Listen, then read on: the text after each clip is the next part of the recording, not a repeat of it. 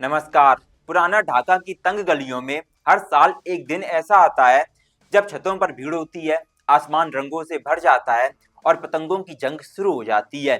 लेकिन इस बार उसी सरकेन को लेकर कुछ वीडियोस वायरल हो रहे हैं, जहां नारे लग रहे हैं बाइकॉट सरकेन। यहाँ सवाल उठता है कि क्यों बांग्लादेशी मुसलमान एक हिंदू सांस्कृतिक उत्सव को हराम कहकर रोकने की कोशिश कर रहे हैं, और ऐसा क्या हिंदुओं ने कर दिया जो बांग्लादेशी मुसलमान लगातार हिंदुओं की बहन बेटियों और उनके त्योहारों को टारगेट कर रहे हैं।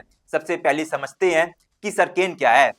सरकेन, जिसे संक्रांति भी कहा जाता है, पुराने ढाका का पारंपरिक काइट फेस्टिवल है। ये आमतौर पर 14 या 15 जनवरी के आसपास बंगाली महीने के पौष में मनाया जाता है, जहां पर हिंदू लोग लगातार पतंग, पिठा छतों पर दागते और कई जगह आतिशबाजी करते हैं। मतलब ये सिर्फ एक धर्म का नहीं, पुराना ढाका का स्थानीय सांस्कृतिक पहचान का बड़ा प्रतीक है।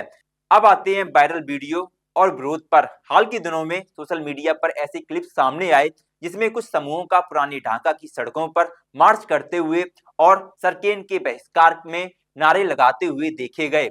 और ये सिर्फ सोशल मीडिया शोर नहीं रहा, बल्कि ढाका के एक न्यूज़पेपर बिजनेस स्टैंडर्ड ने बताया कि नरिंदा, गाड़िया और सूत्रापुर जैसे इलाकों में ऐसे प्रदर्शन देखे गए जिनमें सरकेन आयोजन के खिलाफ नारे लगाए गए। रिपोर्ट्स के मुताबिक विरोध करने वालों का मानना है कि ये हिंदुओं का त्योहार है जो उनके धर्म के लिए हराम है, जिसकी वजह से आज ये विरोध हो रहे हैं। बांग्लादेश में हिंदुओं के खिलाफ ये हिंसा या अत्याचार या विरोध कह लो, कोई बड़ी बात या नया नहीं है।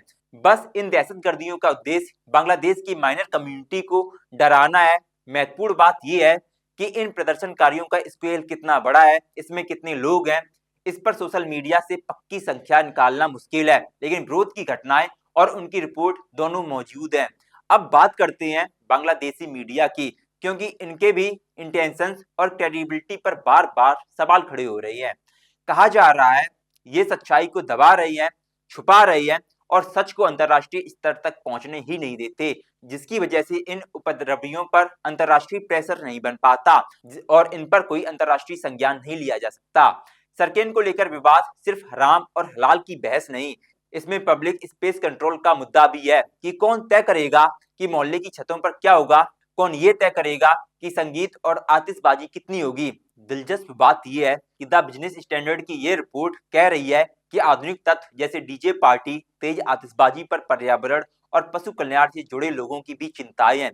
यानी एक तरफ कुछ लोग इसे धार्मिक आधार पर रोकना चाहते हैं, तो दूसरी तरफ कुछ लोग सेफ्टी और एनवायरनमेंट के नाम पर सीमाएं चाहते हैं। तो कुल मिलाकर फैक्ट ये है कि सरकेन पुराना ढाका का ऐतिहासिक सांस्कृतिक उत्सव है, लेकिन हिंदुओं के त्योहारों के खिलाफ ये जो सोच समझकर बांग्लादेश में रणनीति बनाई जा रही है, उसकी वजह से आने वाला समय हिंदुओं के लिए चुनौतीपूर्ण रहने वाला है।